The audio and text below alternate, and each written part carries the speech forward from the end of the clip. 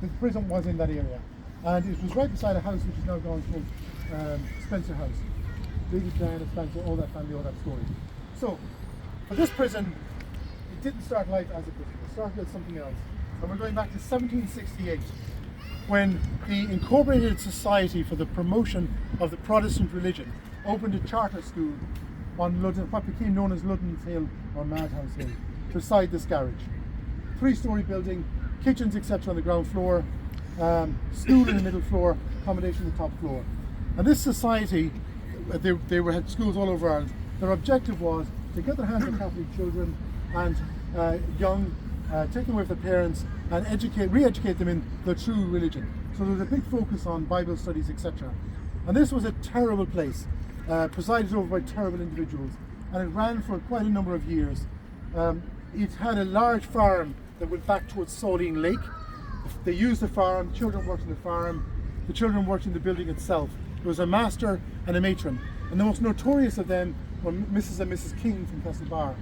And when John Howard went to visit the children, and Jeremiah Fitzpatrick, who was an inspector of prisons, he found the children covered in lice, all pockmarked, suffering from scalds and all sorts of other horrible ailments. And he told them that they've got to stop this and that he's going to report them. And they say, we are friends with very important people in Castlebar, we're untouchable.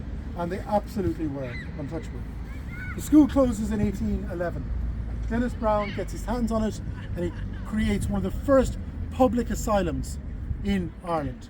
And it was actually a huge success. And he starts bringing people in from their houses, people who are suffering from mental illnesses, and gives their family respite. And it works really well for a number of years. But a problem arises. That place gets really busy, gets really crowded, and they need space. So they start bringing prisoners from here up to the asylum.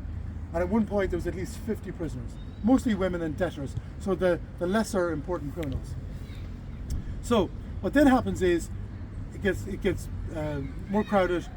The people suffering from mental disorders get taken from the prison and put into farm sheds at the back of the school. There are no windows, they're kept naked and in the dark, no segregation based on the seriousness of the illnesses, no segregation based on age or sex. And remarkably, I found a list of names with 35 of the people who were in there at that time. The Inspector of Prison General of Prisons discovers this. He is absolutely incensed about it, and he complains to Dublin. Westport House get wind of this. They try to take the glory and the praise for revealing this terrible thing. The people are liberated, and they're put back into the school, which was the school. However, it doesn't end there. 1830, the cholera comes to Castlebar.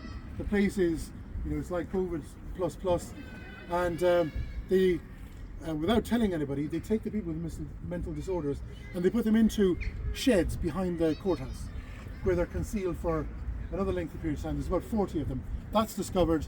They're ultimately taken back up to where they came from, and then in 1832, they're all moved to the new district asylum in Ballinasloe, and that's the end of that story for some time.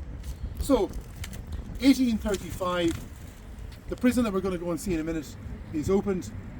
Everybody in this prison here and over in the other prison, they're taken up to the Westport Road to the new prison, and we'll reconvene in 5-10 minutes when we get up there. Thank you.